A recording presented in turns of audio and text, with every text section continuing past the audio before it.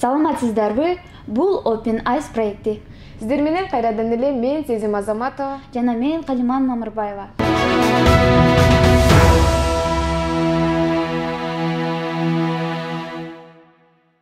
Бүгүнкү биздин чыгарылышыбызда президенттикке талапкерлердин бирлери Канат Исаев жана Клара Сооронкулова жөнүндө кененирээк маалыматтарды айтып бермекчибиз. Алар кайда окушкан, кайсы жерде иштешкен, кандай иш кылып жүрүшкөн, кандай иш кылат жана кандай иш кылып жатканын айтып бермекчибиз. Ал эми эң биринчиден эле Канат Исаев тууралуу кыскача маалымат биле кетсек. Я служу закону. Мне платят за правосудие. Исаев Канатбек Кедейканович Кыргызстандын саясий ишмери жана бир жумага болгон кыскача мөөнөттө жогорку кеңештин төрагасы болгон. Жана сиздер билгендей эле Кыргызстан партиясынын лидери болот.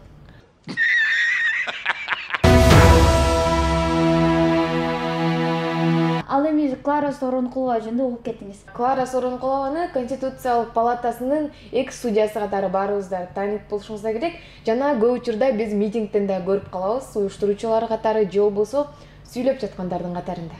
Ал эми Клара Сооронкулова болсо 1969 жылы 18 мартта Ош облусунун Алай районундагы Сопу Коргон айылында туулган.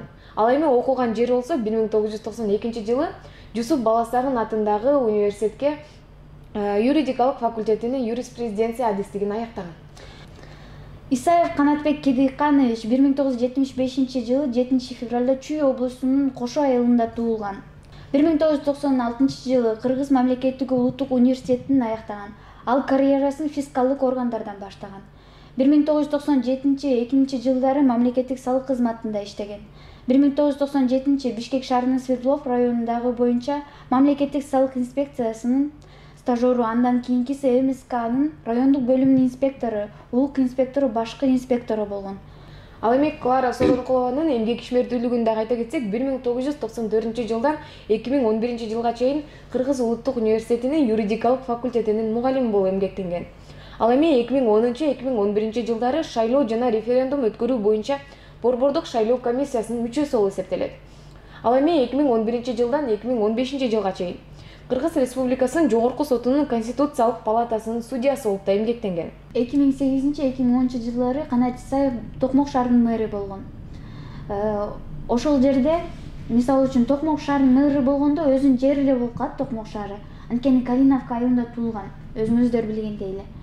Ошол Калиновка айылында мектеп бар.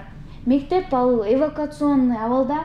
Ошол жердеги балдар, окуучулардын баары тең садикте окушат. Көбү Алчалуу айылына барып, ошол жерде мост бар. Мосттон өтүп атайын Алчалууга чейин барып окушат.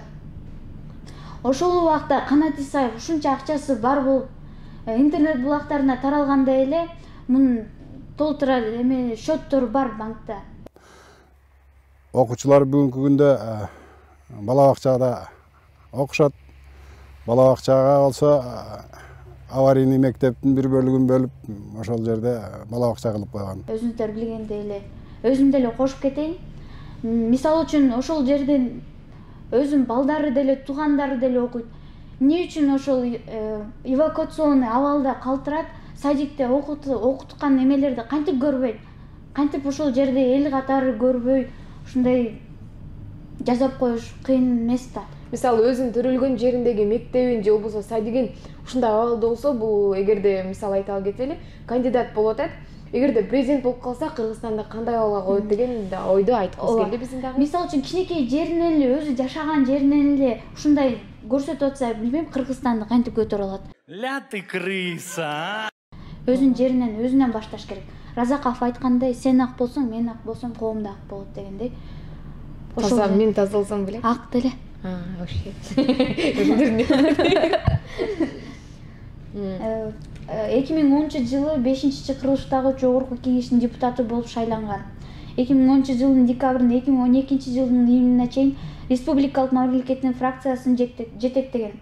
Ошондой эле 2010-2012 жылдары парламенттеги биримдик жаңы өнүгүү жана биримдик фракциялардын биринчи түзүлгөн коалициясынын көпчүлүгүнүн төрагасы болгон.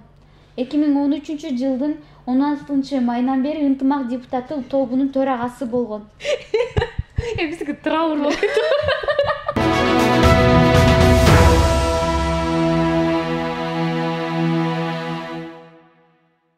Канат Исаев Токмок шаарынын мэри болуп туруп, алдында ала бүтүн боюнча мэрия башка кызмат адамдары менен биргеликте Борбордук китепканалар системасынын филиалы болгон мамлекеттик китепкананын имаратын мыйзамсыз саткан жөнүндө келип чыккан.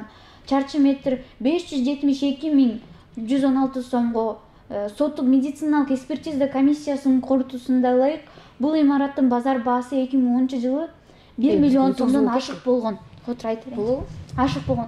Ошондой эле эсептеп көрсөңүз, элестетиңиз 572 сом каяка кетти. Ушундай мисалы үчүн бир жерди сатып атат. Ошол мектепти куруп койсо жакшы болот эле да.